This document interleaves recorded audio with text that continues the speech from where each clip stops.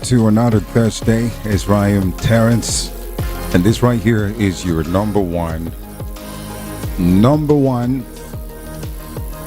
People's Radio, the voice of the people, VOP 90.3, and you're welcome. All right, this is another Thursday. It's a nighttime show. Of course, the Thursday's edition of what we do is the trending Thursday. So we bring all of the trending stories, and of course, all of that just to keep you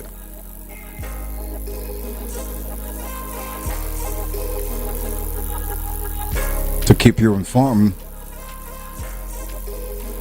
and to keep you updated. Okay.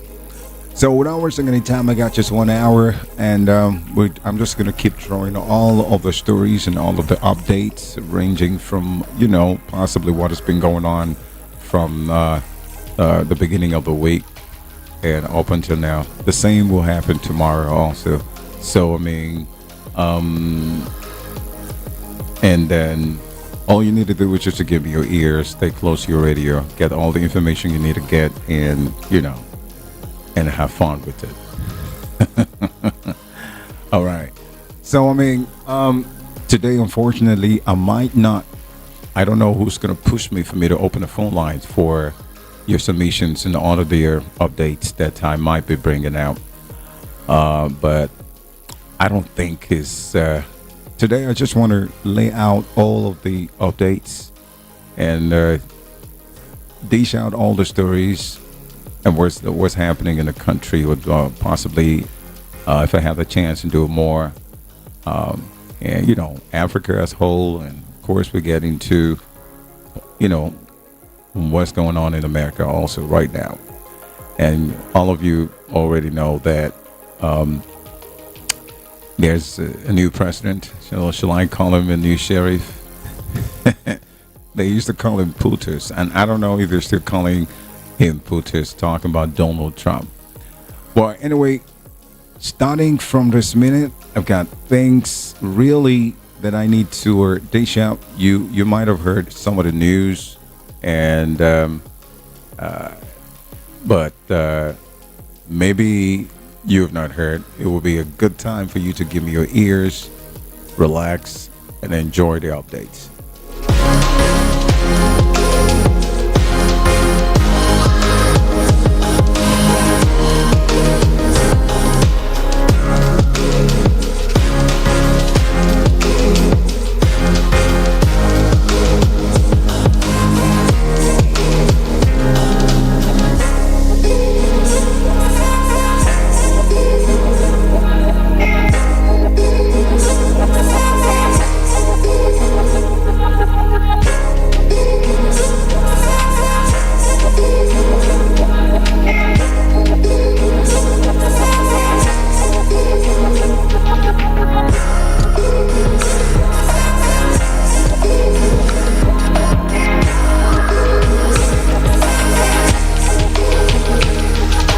First of all, let me let you know that today happens to be the International Stout Day, and I'm wondering, why will the International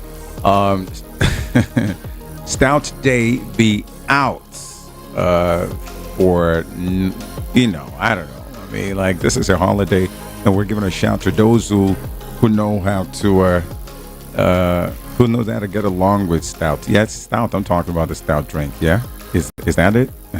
Beer.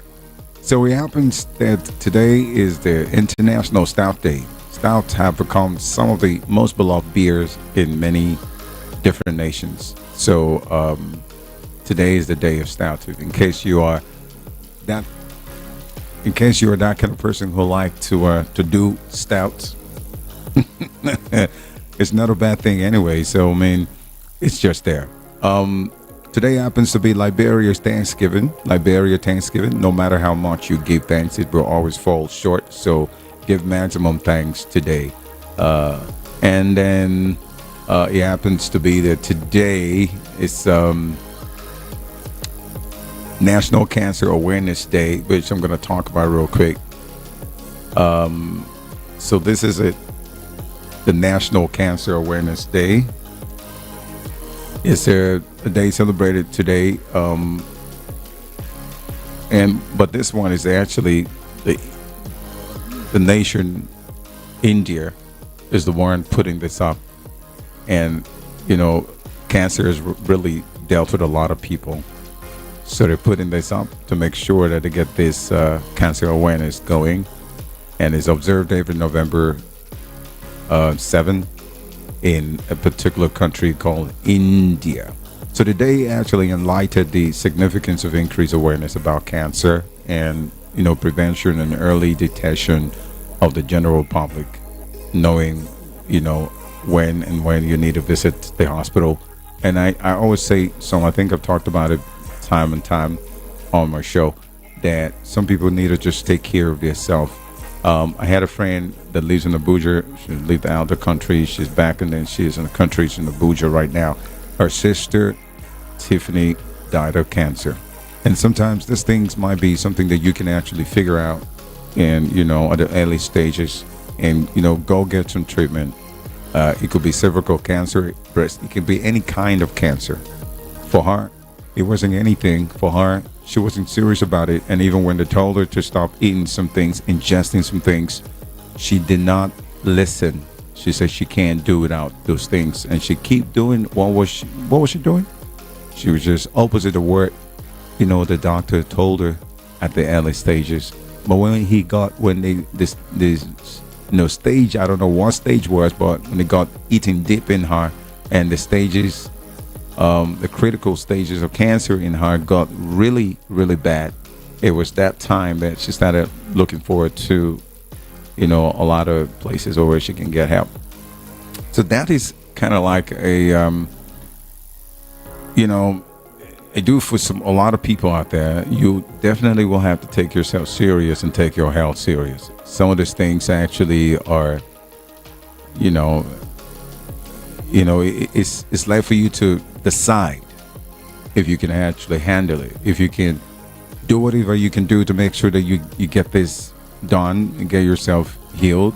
However, she decided not to do anything about it, and today she's gone. But that's okay. For me, I think it's just one of those things. So now in India, they're working on to make sure to give this awareness, cancer awareness, to be observed every November 7th. And, they have the National Cancer Control Program that was initiated in 1975. And to provide cancer treatment facilities in the country, India is actually working on, of course, there are nearly 1.1 million new cases that have been reported annually, and 2/3 of cancer cases are diagnosed and at an advanced stage. Okay, and it's reducing patients' chances of survival. So various programs have been initiated to increase research on prevention, of course, early detection of this crazy illness, cancer. So I'll tell you, if some of you don't like to go to the hospital, please always, when you figure out like someone is taking drugs now in the studio, and I'm telling you, go and do a test. He said, "No, I'm fine. Okay, you're fine. Go and check yourself. Go and do blood test. I know I'm fine." A lot of us Nigerians, we like to treat some things out of the canter. I feel pinch. You don't even know exactly why you're having that pinch in your nerve, or shall I say a nerve pinch. And you are taking Panadol for a nerve pinch. Would you please go? I know things are hard. But at least you can also do quantum tests. If you can't, quantum test is even cheaper. There are places that do quantum tests for 5,000 there, 6,000 there, so you can afford that, as a matter of fact. And then there's some places there they do check for free. And please, I'm calling out for this to be done. Let their state government always organize free medical checkup for people, not only elderly people, but also young people, because young people are actually, some parents do not have the money to take their children to the hospital for checkup. Not how much. Let alone talking about money to pay for their treatment and diagnosis and stuff like that. So I mean, go. I'm calling out the federal. I mean, I said the federal government. Okay, we're in Lagos State, so let's talk about the state government. So let the state government, the commissioner of health, try and put up something so we can at least know that he's doing something. Or who's the commissioner of health in the state? Okay, so I mean, I'm calling out. Do some strategic checkup, free medical checkup for people. Let people, do some check themselves so they know exactly. And maybe you can select, state government can actually fund that. Select few people, a couple of people that can pay, or you give them discounts, and that will be better. Okay, I'm just saying. I mean, at this time things are really hard. People don't want to visit. I think that's the same thing happening to a lot of people around. Well, what my advice is, do not drink anything from out of the counter, like over the counter. You take a drug and drink when you don't do a test. You will be implicating yourself, and you need to do a test to find out exactly what's happening. If you can't go directly to find out, then what you need to do is to do quantum tests. Those ones that the computer check your body and everything. They find out everything from your brain down to know. Let's apply, wisdom and take care of ourselves. That's my advice. Okay. All right. I think it's time for us to go into it, to do what we need to do. Trending Thursday with Raheem here. I'll be dishing you all that you need to know right here in the state of the nation. Let's start with this. Federal government announces free cesarean section for Nigerian women to tackle maternal mortality. They're waking up. Federal government is waking up. But, it's not about talking about this. I always say this. My guy talk about bobo juice. It means literally that some people just talk about things and they don't do anything. They're just back and no action, no bite. But let's see. Let me put you up to speed on this one. This one here says the federal government announces free cesarean sections for Nigerian women to tackle maternal mortality. Federal government announces free cesarean section for Nigerian women to tackle maternal mortality. All right, let's see what is here. We heard that the coordinating minister of health and social welfare, Professor Mohammed Ali Pate, announced that the cesarean sections will now be provided free of charge to all Nigerian women in need. Okay. All right. So, the announcement was actually made in Abuja today at the launch of the Maternal Mortality Reduction Initiative. That's the MAMII during the ongoing joint annual review (JA) of the sector-wide approach SWAP for health. So the Professor Pitts explained that the initiative, part of the new maternal mortality reduction innovation and initiatives project under the initiative cesarean section and essential maternal care, will be provided free of charge to eligible women across the country. So the new policy is designed to ensure that women who need the C-section, which is the cesarean section, either due to complications or as part of planned deliveries, can access the procedure without financial obstacles. Just what I'm just talking about. But then again, the initiative will also address Nigerians' high maternal and neonatal mortality rates by improving access to quality health care, enhancing primary health care and healthcare services, and increasing community engagement, he explained. So, I mean, this is a good one. This is a welcome development, but I do not want to believe that they're saying this, and when you get there, they will tell you, pay a little this or pay a little that. However, most of the time we read this, read it from the prints, and when we go physically one on one to check it if it's real, it's something else. Well, we don't want to, encounter any obstacles. So, women out there, you have heard it. The federal government is doing this for you, and it's just, the announcement came on today. So now you know. Now you know.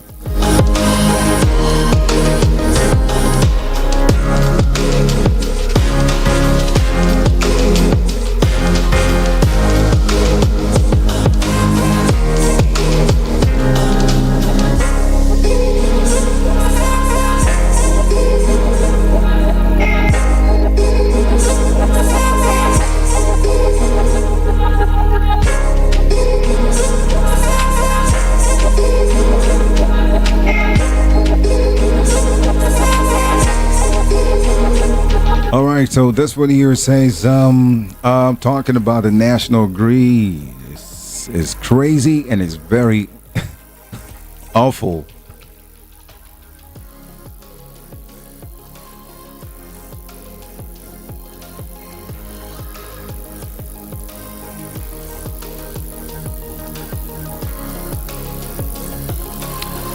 All right, so 3 times in a week we had a collapse of the national grid, and this is the 4th time. I want to believe this is the 4th time. So I mean, here is why the national grid collapsed. Why the national grid has been collapsing, and then of course there seemed to be an information about that. So just give me your ears. TCN is the one explaining. So the frequency spike was actually caused by issue encountered at one of our substations, which had to be shut down to prevent further complication. Talking about TCN. Okay. So TCN is the Transmission Company of Nigeria. The Transmission Company of Nigeria is explaining themselves about why the national grid keep collapsing. So they have actually said it. They come out to say that the collapse of the national grid Thursday morning was caused by a sudden rise in frequency from 50.33 hertz to 51.44 hertz. And then the Transmission Company of Nigeria, the general manager, of course, the public affairs in Didimba, disclosed this in a statement today that the Transmission Company of Nigeria wishes to inform the public that the national grid experienced a disturbance at approximately at the time 11:29 a.m. this morning, and caused by a sudden rise of frequency. And she said that the recovery effort began immediately, and of course Abuja access was restored within 28 minutes. Of course it will be restored. It's Abuja. All right, so recovery is still ongoing. Frequency spike was caused by issues encountered of one of our substations, which had to be shut down to prevent further complications. In addition to this, we are actively engaged in significant repair work on several critical transmission lines and substations, she said. So now you know exactly what's causing it, but that's not enough explanation anyway.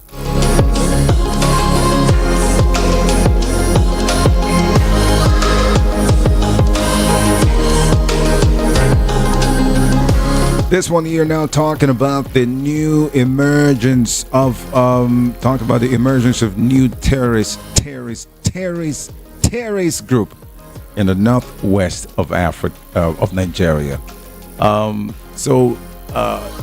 Now you have been hearing that, and some people would think that maybe he's not true, but listen, this is real, and it has been confirmed by the it has been confirmed, okay, that it is true.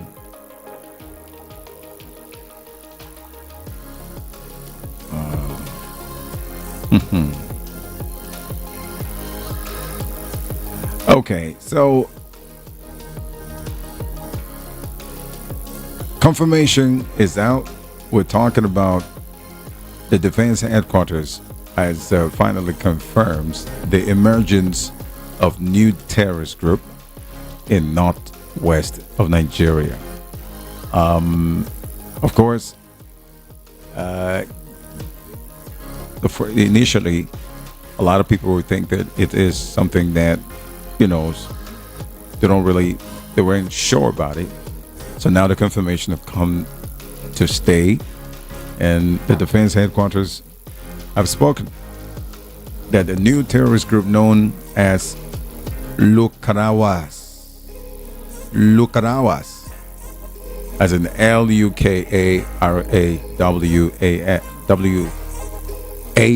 yes, the Lukarawas, has emerged in the northwestern Nigeria, adding to the region's persistent insecurity. And then, of course, the defense headquarters confirmed this today, saying that the group was taking advantage of recent political and military shift in neighboring Niger. Yes, of course, Edward Buba, the director of defense media operations, briefed journalists in Abuja on the emergence of the Lukarawas group, which he said entered Nigeria from Niger following the recent coup there. Okay. Move along. The breakdown in the military cooperation between Nigeria and Niger has reportedly allowed the group to establish a foothold in parts of Sokoto and Kebbi states. Sokoto and Kebbi states, he said. Yes, so according to him, before the coup in Niger, Nigeria had coordinated joint border operations with Nigerian security forces to secure these border regions. However, the current gaps in cross-border cooperation have left the vulnerabilities that the Lukarawas are now exploiting. The group has moved into remote under-governed areas where the challenging terrain and the limited governance make it difficult for security forces to operate. So terrorists took advantage of the gaps in cooperation between both countries and exploited the difficult terrains to make incursions in remote areas in some northwestern states to spread their ideology. So, yeah, ideology is what? He also noted the local community initially welcomed the group, possibly mistaking their intentions, and failed to alert the military to their presence. Why wouldn't they fail? People are hungry. They're definitely going to look for a way to be getting small stuff to keep themselves going. So when the situation is like this, when the economic is plunging into some, in fact, as I actually plunged into some, dead arena, it shows that there would definitely going to be a lot of criminality and a lot of crime will be happening, a lot of crime. So people would definitely going to take, just like people take money, when they want to vote, they take 2,000, 3,000, 5,000 to survive and vote for the wrong people who are actually doing the wrong things for the wrong time. I mean, politicians. It's the same thing that will happen. They will also take money, take goods, take food from terrorists who are trying to play on them so they can, have a stronghold on the particular community. And if you check properly, well, you find that in the communities, that's where things are really bad. The community, the rural areas, people are suffering out there. It's really poor out there. So it is so very obvious that they will choose to survive by allowing crime to get along in their community. So it's as simple as that. You're not going to blame them. And then, what are we going to do about this? So, well, the defense headquarters have confirmed it. They actually denied it initially and said there's nothing like a terrorist takeover. And they even denied it at the terrorist takeover of the, Niger military camp. So you can choose to put whatever you want to put on the print so that we can read it and feel that that's it. But we know we get first-hand information from those who are those journalists who are trying to investigative journalists who actually go and do more than an FBI detective.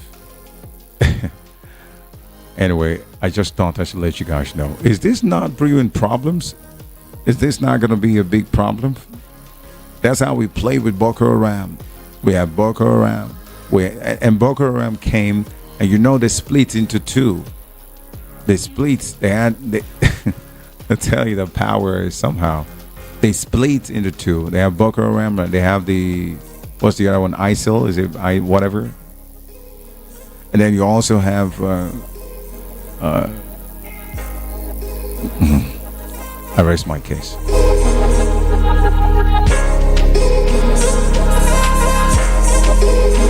More coming. It's the Trending Thursday, and it's 10:30, 11 o'clock. I'm out of here, so I'm just going to be dishing out all of the updates. So just give me your ears and react wherever you are.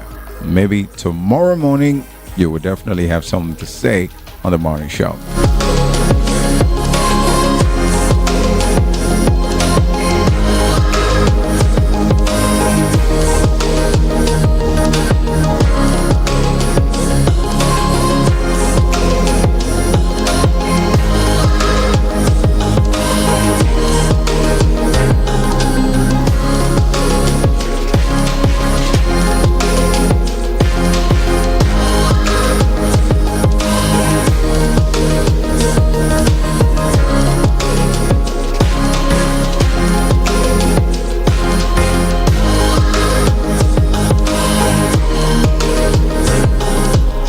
In case you're listening, it is your favorite talk station radio right here in Lagos. My name is Ryan, and I'm bringing you the trending updates and the happenings. First of all, the happenings in Nigeria, and maybe we could talk about any other thing outside Nigeria. But then, of course, this one here says oil marketers tackle Dangote. Oil marketers tackle Dangote in court. Oil marketers tackle Dangote in court. All right, I'll put you up to speed on this one. So, 3 oil marketers, 3 oil marketers have told the Federal High Court sitting in Abuja that there is an alleged planned monopoly of the energy sector by Dangote Petroleum Refinery, and of course its petrochemicals, will spell doom for the country's oil sector. Now, according to them, the plan to monopolize the oil sector by Dangote is a recipe for disaster in the country. The 3 marketers, AYM Shafa Limited, and of course AA Rano Limited, and Matrix Petroleum Services Limited, in their replies to a suit filed by Dangote Petroleum and the plaintiff in the suit numbered FHC CS ABM 1324/2024, told the court that the plaintiff does not produce adequate petroleum product for daily consumption of Nigerians. So the plaintiff had in September 2024 sued the Nigerian midstream and the downstream petroleum regulatory authority, the NMDPRA, Nigeria National Petroleum Corporation Limited, NNPC, and of course AYM Shafa Limited, plus the AA Rano Limited, T-Time Petroleum Limited in 2015, Petroleum Limited, and Matrix Petroleum Services Limited. In suits dated September 6, the plaintiff prayed that the court to declare that the NMDPRA is a violation of sections 317, 8 and 9 of the Petroleum Industry Act by issuing licenses for the importation of petroleum. The case is crazy. It's in court. I can't be reading you all of this stuff, but according to these people who are the ones carrying it on their head, They say that the event of any breakdown in or obstruction to the production chain of the plaintiff which stops it from producing, Nigeria will be thrown into energy crisis, as Nigeria does not have the reserves that will last it for at least 30 days, that it will need to order, pay for, freight and import refined products into tanks in Nigeria. But anyways, I don't want to go into much details. The case is in court. These oil marketers are actually tackling, and I think it's a personal thing. If you look at it, if you quietly read, go into online and go check out, the suits and everything, and what transpired, you'll find that it's not about the good. They're not actually doing this to the good of the country or the people, the populace, the citizens. They're actually doing it for the good, for themselves. That is the end point. So I mean, it's a selfish game, and some people come and they talk about this, that, as if they actually care about the people, the Nigerian people. I don't think so. I just don't think so. I don't know anybody that can argue that. But anyways, let's see what happens in court between the oil marketers that is tackling Dangote in courts. Let's see what happens.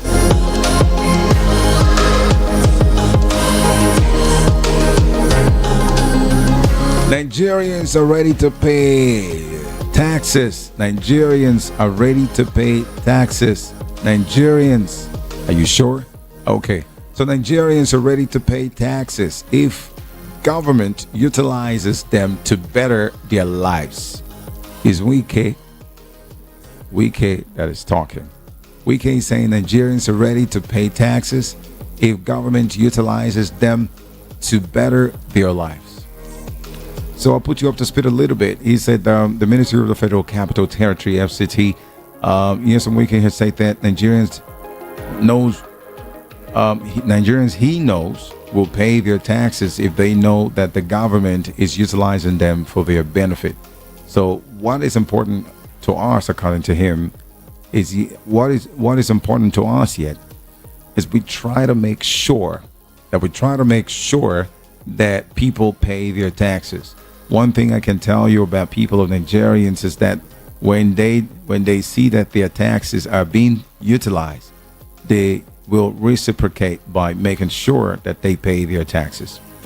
And blah, blah, blah, blah, blah. So many were said by Wike. I think that's one of the best things that he has done so far, to speak for the people. I don't know, but sometimes politics. Okay, so let's not say that he has anything bad against the people. Inasmuch we understand that politics is about self. It's about what you want to get, what you're going to get. It's about, making money for yourself. I don't care about anybody else. It's self-interest. It's your own thing. I mean, it's selfish. I don't know. Self-centered. But I think he's speaking well for the people. So let's give it up for Wike. But I think he said it's true, shout out to my man. That's my man right there.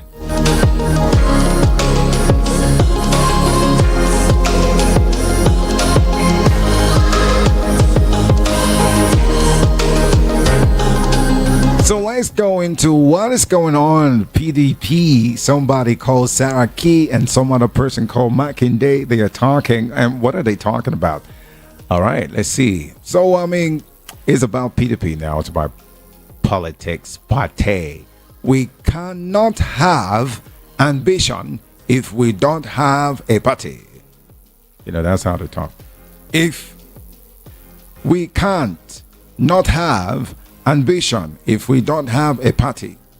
So if you have a party, you can have the ambition. Saraki and Makinde are calling for unity in I almost say PDP. I mean PDD. Oh, sorry. I'm correct. PDP. Lord have mercy. So, I mean, finally, Saraki and Mackenday are calling for unity in, the People's Democratic Party. All right, let's see what happens. I'll put you up to speed. Oyo State Governor, one of my favorite, Sei Mackenday, and the former Senate President, Dr. Bukola Saraki, have called on chieftains of the People's Democratic Party, the PDP, to prioritize unity and prevent individual presidential ambitions from fracturing the party. In other words, from destroying the party and piecing it into fractions, which is like a destruction, of course. So the appeal was made during the official inauguration of the Board of Governors and the unveiling of the roadmap for the People's Democratic Institute at the party's national headquarters in Abuja. So, furthermore, the event served as a platform for party leaders to address the increasing concerns surrounding the internal divisions that threaten the PDP's cohesion. Now, Mackenday and Saraki plea comes amid report that the presidential ambitions for former Vice President Atiku Abubakar, Bauchi Governor Bala Mohammed, and Governor Mackenday himself could exacerbate existing rifts within the party, and of course potentially derailing the ongoing reconciliation effort led by the Olagonshie, the Oilola-led committee. My voice, I love it. Look at that. Cranky or cranky. So, moving along, the recent months, the PDP has been split into factions. You know about that. With loyalties divided between Atiku and the Minister of the Federal Capital Territory, some Wike. And of course, tensions have actually further intensified after Governor Mohammed, who also chairs the PDP Governors Forum, expressed interest in contesting the 2027. Can you imagine that? Presidential election. So everybody's fighting to come out. And this is exactly what's going to happen. Of course, we're going to have a lot of fracture. And believe me, you see, I'm going to say this. All of this whom that will be showing up for the 2027 election, a presidential election, because of this, some will be chained by politics, by some of them to come to, how will I put it now? Some will show up as, having the ambition to go for the presidential election of 2027. Some do not really have it, but it's really going to be a buy-off, or shall I say a gang up, possibly from both sides, the two, which is Wike, and because they are the two mighty moss right there. They are the two mighty moss. Wike, the FCT minister, and of course the former vice president, talking about Atiku. So I think what they're going to do is that they're going to have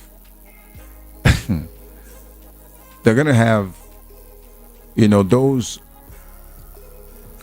big names in PDP who wants to contest, who have ambition to run for presidential election.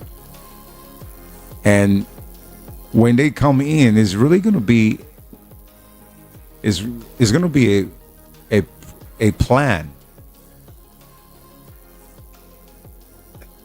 I don't know how to say this, but it's really going to be a plan where you're going to have all of these big names coming and saying that they have the ambition to run for president in that same, party, talking about PDP. And then time will come, of course. I know that my man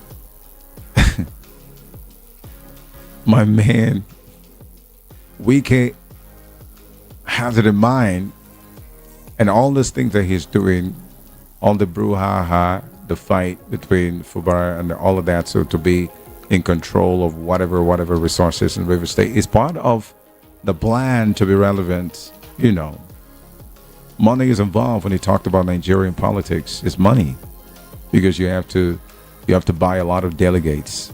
You have to buy a lot of people to be there with you to, to choose you, to vote for you in the party, even before you start talking about the real oppositions. Those delegates. And I feel that a lot of people will want to come to contest for presidential election.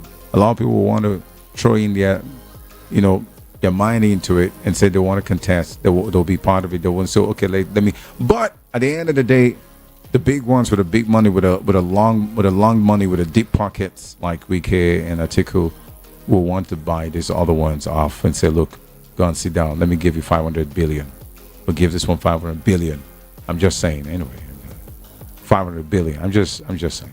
Could be a prediction anyway, but however you take it. And that's how. Give this one billions, hundreds of billions, step down. You hundreds of billions, step down. So for those who know that, that, for example, Wike is that kind of person, his money is long. And of course, he wouldn't want anybody to come and give him problem because he has that ambition for presidency in 2027, whether you like it or not. We foresee teens. So he's going to tell them, calm down, don't worry, I'll buy you down. So those who know that his money is long will want to do that so they can also get their money. It's not that they're running and it's not that they're as powerful as Atiku or Wike and PDP, I don't know. Any other person, I can't even find their names, but the only person I know or persons are, Wike and Atiku. So whoever that wants to run, I know that Saraki's money is long also. I don't know, but it's really going to be something else. I pray that they don't have, fractions, and I pray that the unity they're calling for stands.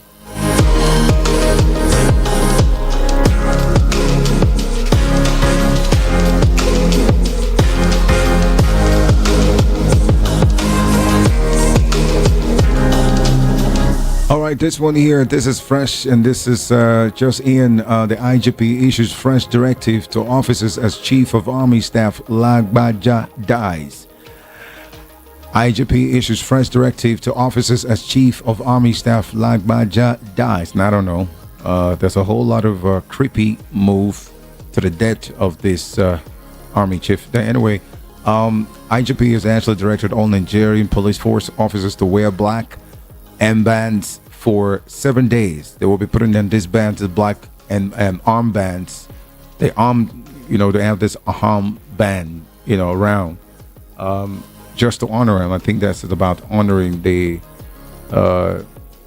army chief, the late army chief, like Bajaj. So this will be done because the IGP have actually directed all Nigerian police force to wear the armbands for 7 days to honor the late chief of army staff, Lieutenant General Tarid Lagbaja. And this tribute announced by Force Promuiwa Adejobi. And of course, I like to Lieutenant General Lagbaja's commitment to fighting crime and its insurgency in Nigeria. So we'll remember for his exceptional leadership. Lieutenant General Lagbaja's contributions to national security will not be forgotten. And the IGP stated this in condolences.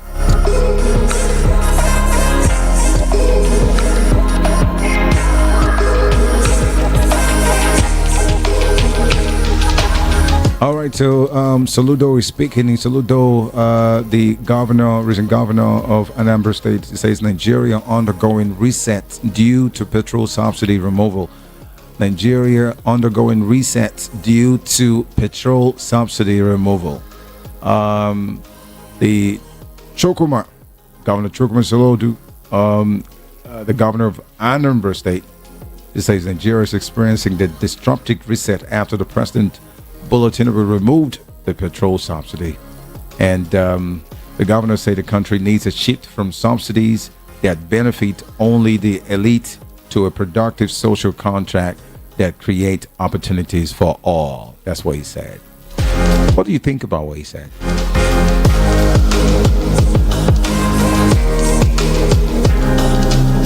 And again, the FRC talking about corruption. It says the corruption undermining Nigeria's democracy growth.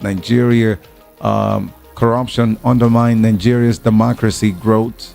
And is a warning from the FRC I'll put you up to speed a little bit. The executive chairman of the Fiscal Responsibility Commission, Victor Morocco.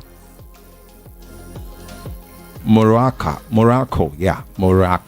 right, Victor Morocco.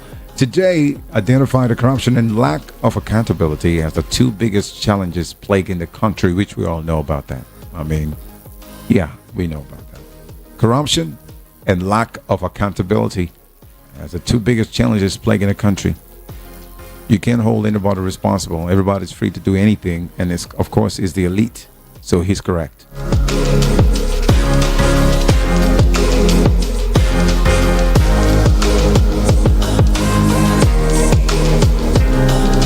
So I'm asking a question. If Tin Can Customs generated 1.46 trillion naira in 10 months, if officials are saying that Tin Can Customs generated 1.46 trillion in 10 months, then what are they using the money for? With all this money, where is it going? Where is it going? Who is it? Is it in somebody's pocket, or I don't know? 1.46 trillion in 10 months. That's what Tin Can made in 10 months. Really? So we are hearing that the Tin Can Island Command of the Nigeria Customs Service, the NCS, it says it has generated 1.46 trillion in revenue between January and October. It also intercepted 16 containers of illicit drugs. And command controller Dera Nadi made the disclosure in Lagos today.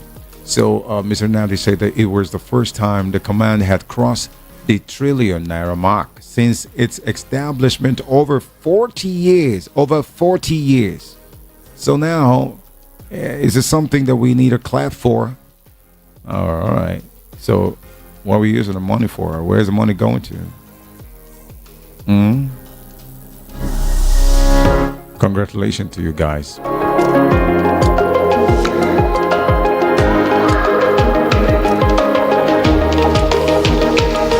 It's getting close to the top of the hour, 11 o'clock. I still got some more that I need to take real quick. Let me just be on the teasers. All right.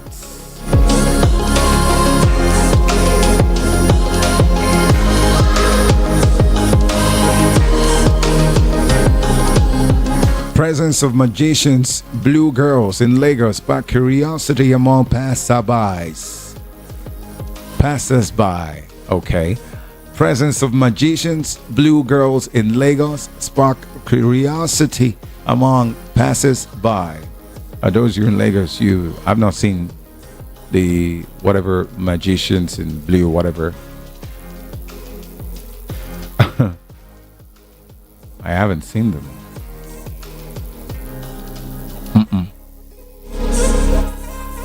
I haven't seen them.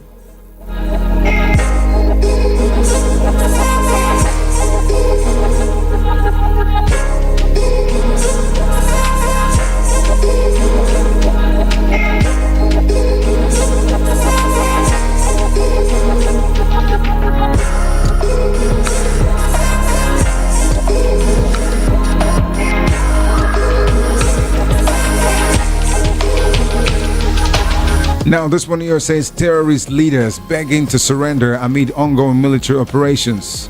Talking about the terrorists again. Wow. Okay. This is fresh and exclusive. Let's see.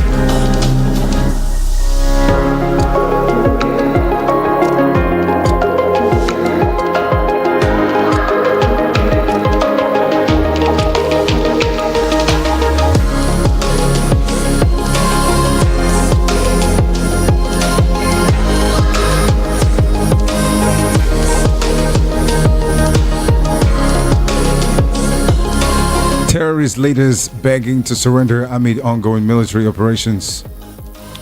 Are we sure about this? Okay, well, if this is true, okay. But thank God for their lives. For our military is doing great, but don't give us fake news, or let it be authentic. It doesn't really matter if the stamps of the defense quarters is there, but let it be real. Okay.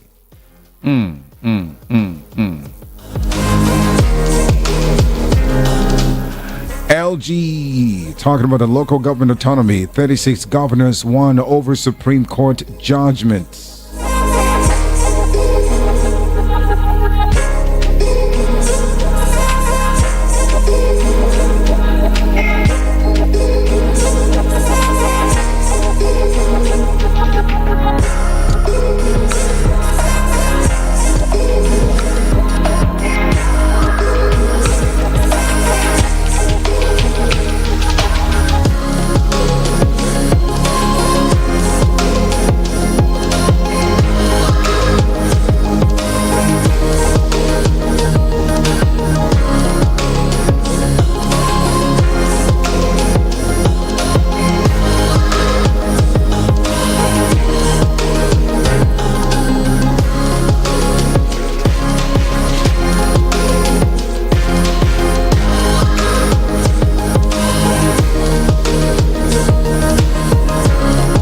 Nigerian national sentenced to federal prison for defrauding seniors through manipulation romance scam. They started again. This actually is coming from the United States Attorney's Office and, of course, the Southern District of Eleanor. My good place. Eleanor. Shout out to Eleanor. Eleanor, wherever you are, shout out to you. Okay. So we heard that the Nigerian national sentenced to federal prison for defrauding senior through manipulation and romance. Okay, so the U.S. District Judge sentenced a Nigerian national to 7 years in federal prison for conducting a romance scam that stole hundreds of thousands of dollars from at least a dozen identified victims from across the United States.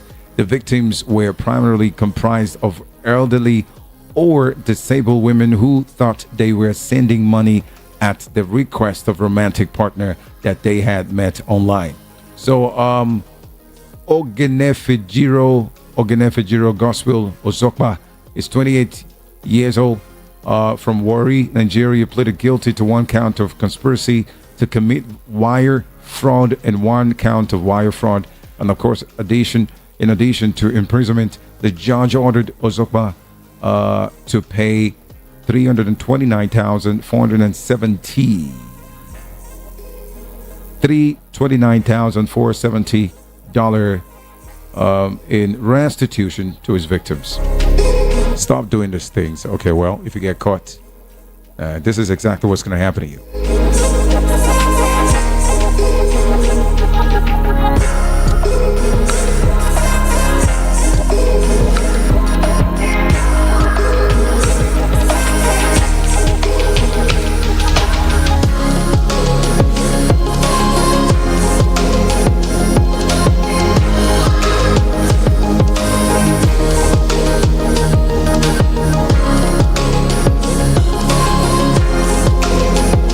It's getting close to the top of the hour, 11 o'clock. Raheem is here, and I'm just doing you justice and all of the updates and, all over what is happening, updates and the stories and whatever that you think that is going on. I'm bringing you on, of course, some fresh ones that are just coming this evening. I just want to let you know so you can have that up here.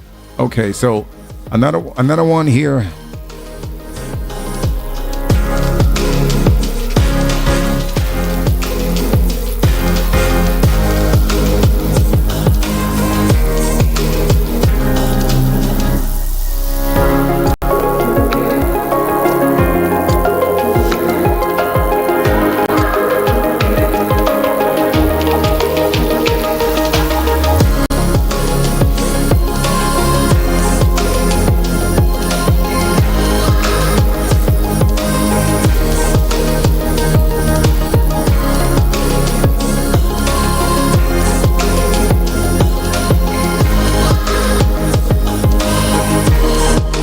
So alleged treason. Police made a mistake charging minors to court. Oh, okay. They made a mistake. All right. Police made a mistake charging minors to court. I thought they say they were not minors. They were, adults who have wives and kids. Yeah, adults who have wives and kids. See, is it our man that said that thing? The national television should be arrested. In fact, I think, okay, they're doing justice to it. Okay, all right. So Muse Banire is the one talking. He says it's just unfortunate. So the senior advocate of Nigeria will talk about the SAN. Muse Banire today faulted the police authorities over the arrest of minors in connection with the End Bad Governance protests. Banire, who was a guest in a particular television recently, specifically said that the Nigerian police force made a mistake by charging the children to court. I don't think they made a mistake. I think this it's a deliberate act, and they should be banished or persecuted for that.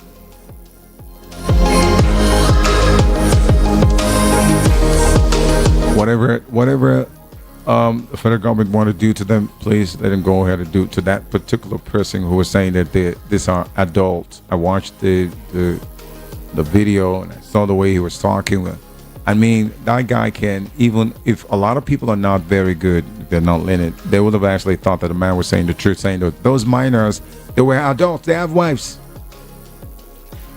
We're talking about 13 years, and he said they are not minors. They are not minors. He said they are adults. If you were not lenient enough, you would think that the guy was just saying that. I mean, you would buy everything he said that day, and then you wouldn't even bother.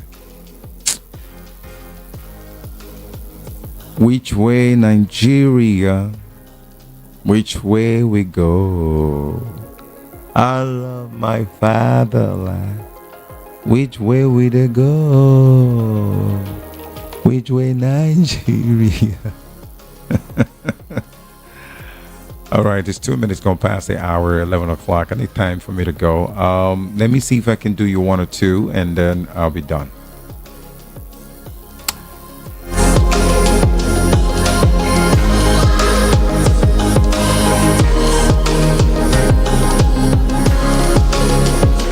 So, you remember the lawmaker Alex Ikweche, who they said they beat up a Bolt driver. Is it a Uber or taxi driver? Slapped the heaven out of that. We're hearing that there is a drama now that the e-hailing driver has finally apologized to the Abia lawmaker Alex Ikweche for over the assault. And we hear that today Stephen Obowasia, an e-hailing driver, publicly apologized to Alex Ikweche and the House of Representatives member representing Aba North South of Abia State, following an altercation which you guys already heard that occurred during a package delivery. This is a good thing. Let them, yeah. But, however, I know a lot of you have your say.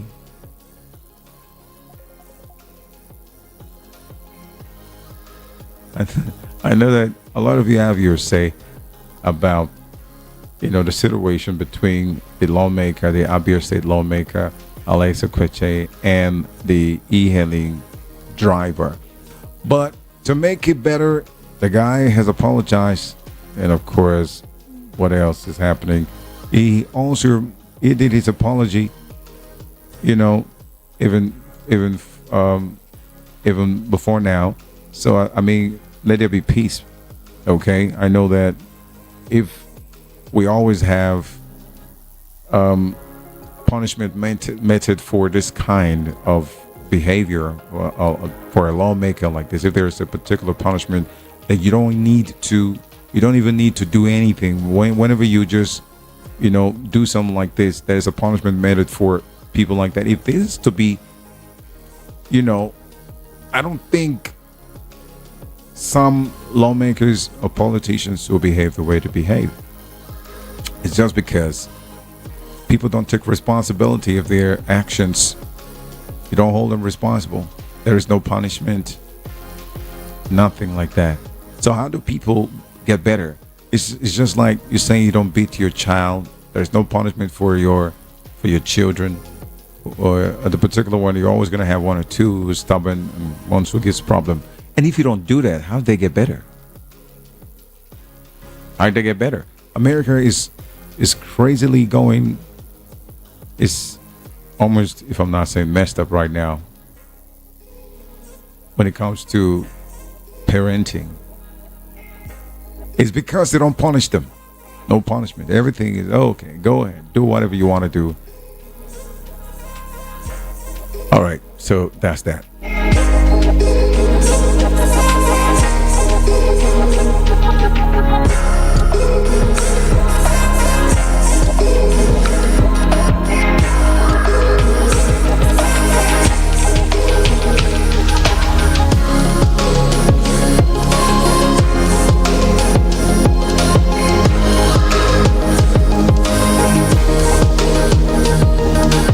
For the very last update that I want to give you right now, it's about electricity. For those of you that are complaining, the national grid keep falling, keep failing, keep breaking down. And it seems that they don't have any solution for it. I mean, it goes bad, comes back again, it goes bad, and then we're talking about a national grid. However, even when the national grid was a little bit okay, we still don't have electricity power. So this will be the last update. Federal government is trying, they said they are targeting 20 hours electricity daily by 2027. Is it a joke or is it real? We are targeting 20 hours of electricity daily by 2027. Is this supposed to be a politics talk for campaign or something? I don't know. 20 hours. They have been talking and nothing has been working. So, okay, so let me put you up to speed. I just want to bring this to your fore. So the federal government has said plans are ongoing to ensure consumers of electricity in Nigeria enjoy not less than 20 hours of stable power supply daily by 2027. So, well, speaking of the Energy Week in Cape Town, South Africa, special advisor to the president on energy, Olu, however, conditioned this as sufficient investment in Nigeria's oil and gas sector. So let's look forward to what they are planning. 20 hours. Anyway, I'm just here to bring this to you for you to get the message of information, and that's what I'm here to do. I'm sorry I will not be able to pick your calls. It is okay. Tomorrow on the Friday show, I'll pick your calls, and I pray that I start early so we can start taking calls from you. Tomorrow is your day. You're going to be the one talking, and I'll listen, but we will be civil, and you must abide by the rules and regulations. I want to thank everybody out there for listening. Thank you so much. God bless you guys. I'll see you on the next one tomorrow. I'll see you on the next one tomorrow. Tomorrow is Friday, and we're already getting to the weekend. Just a couple of hours from now, or minutes, we will be on Friday. How time flies. Okay, so tomorrow there'll be a lot to talk about. So I'll open the phone lines for you tomorrow. So do not be angered or upset that I don't take calls today. Today will be off so I can rest. My ears will rest. And then tomorrow we can do all the talking. We'll do all the talking. You can talk however you want, but you shouldn't be more than 5 minutes. And then I'll start early, so you come on early so you can be with me on the show. I appreciate you guys, and I want to once again say happy birthday to Pastor Bank Anthony. It's your birthday. I'm so sorry that I didn't do this 2 days ago, but shout out to you. And everybody having your birthday on this month of November, shout out to you. May God bless you, lift you, and provide for you always. Okay, so I'll see you on the next one tomorrow. Same time, 9:30. I'm Rahim. I'll see you. Adios.